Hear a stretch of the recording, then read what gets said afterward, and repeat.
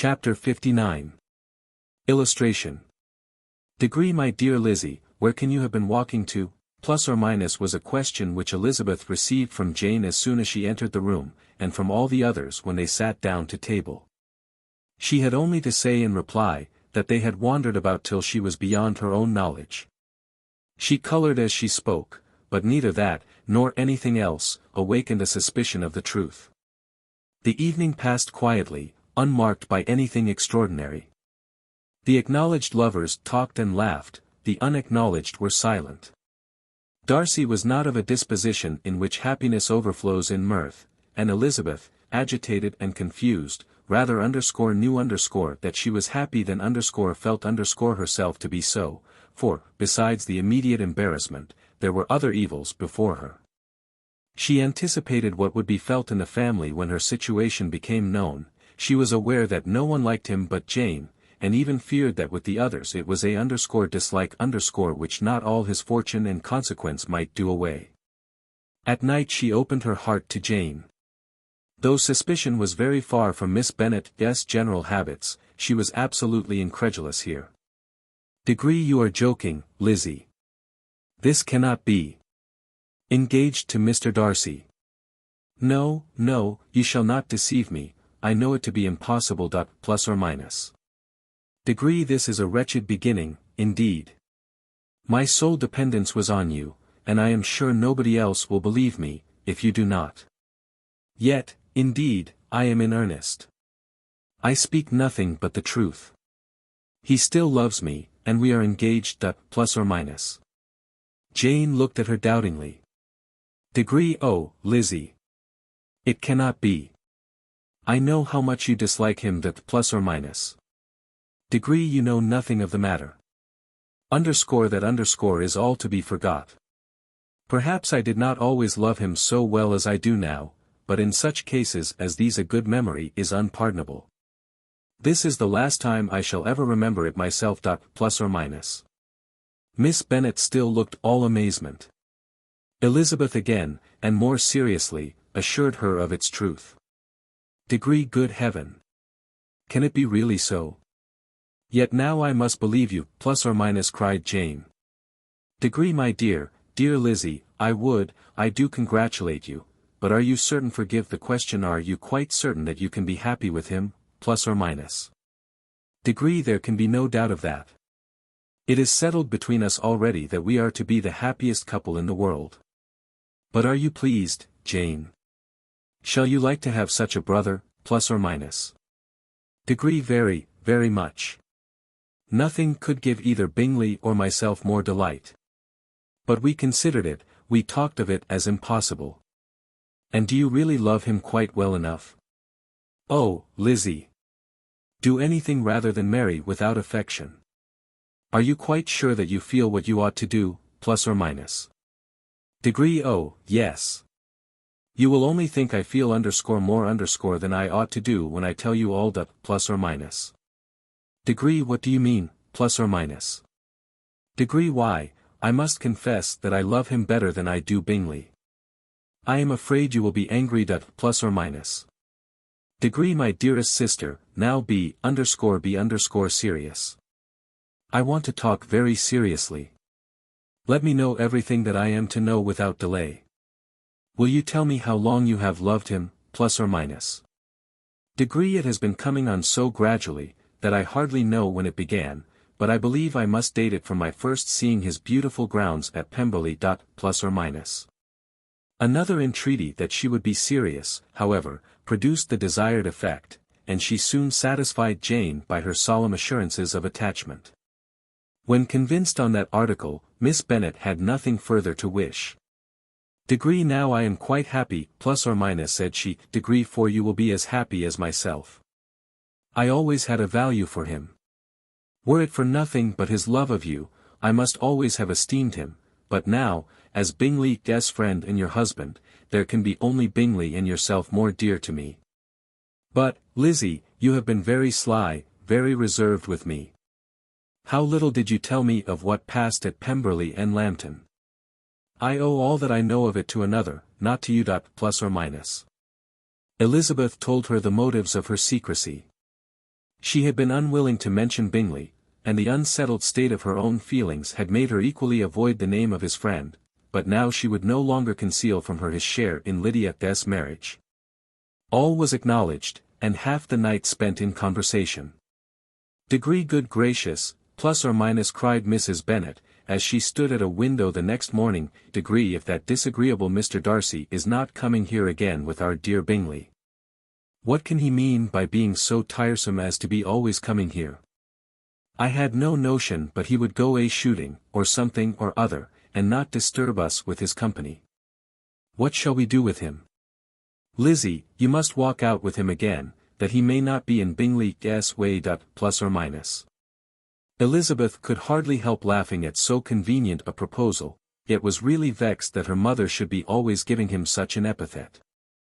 As soon as they entered, Bingley looked at her so expressively, and shook hands with such warmth, as left no doubt of his good information, and he soon afterward said aloud, "Degree Mrs. Bennet, have you no more lanes hereabouts in which Lizzie may lose her way again today, plus or minus?" "Degree I advise Mr. Darcy, and Lizzie, and Kitty, plus or minus," said Mrs. Bennet, "degree to walk to Oakham Mount this morning. It is a nice long walk, and Mr. Darcy has never seen the view. Plus or minus." "Degree it may do very well for the others, plus or minus," replied Mr. Bingley, "degree but I am sure it will be too much for Kitty." It, Kitty, plus or minus. Kitty owned that she had rather stay at home. Darcy professed a great curiosity to see the view from the Mount, and Elizabeth silently consented. As she went upstairs to get ready, Mrs. Bennet followed her, saying, "Degree I am quite sorry, Lizzie, that you should be forced to have that disagreeable man all to yourself, but I hope you will not mind it. It is all for Jane's sake, you know, and there is no occasion for talking to him except just now and then, so do not put yourself to inconvenience. Plus or minus." During their walk, it was resolved that Mr. Bennet's consent should be asked in the course of the evening. Elizabeth reserved to herself the application for her mother's. She could not determine how her mother would take it, sometimes doubting whether all his wealth and grandeur would be enough to overcome her abhorrence of the man, but whether she were violently set against the match, or violently delighted with it, it was certain that her manner would be equally ill adapted to do credit to her sense, and she could no more bear that Mr. Darcy should hear the first raptures of her joy, than the first vehemence of her disapprobation. In the evening, soon after Mr. Bennet withdrew to the library, she saw Mr. Darcy rise also and follow him, and her agitation on seeing it was extreme. She did not fear her father's opposition, but he was going to be made unhappy, and that it should be through her means, that his favourite child, should be distressing him by her choice, should be filling him with fears and regrets in disposing of her, was a wretched reflection, and she sat in misery till Mr. Darcy appeared again, when, looking at him, she was a little relieved by his smile. In a few minutes he approached the table where she was sitting with Kitty, and, while pretending to admire her work, said in a whisper, "Degree go to your father, he wants you in the library." Plus or minus she was gone directly. Her father was walking about the room, looking grave and anxious. "Degree Lizzie, plus or minus," said he, "degree what are you doing? Are you out of your senses to be accepting this man? Have not you always hated him, plus or minus?" How earnestly did she then wish that her former opinions had been more reasonable, her expressions more moderate. It would have spared her from explanations and professions which it was exceedingly awkward to give, but they were now necessary, and she assured him, with some confusion, of her attachment to Mr. Darcy. "Degree or, in other words, you are determined to have him. He is rich, to be sure, and you may have more fine clothes and fine carriages than Jane. But will they make you happy, plus or minus?" "Degree have you any other objection, plus or minus," said Elizabeth, "degree than your belief of my indifference, plus or minus?" "Degree none at all.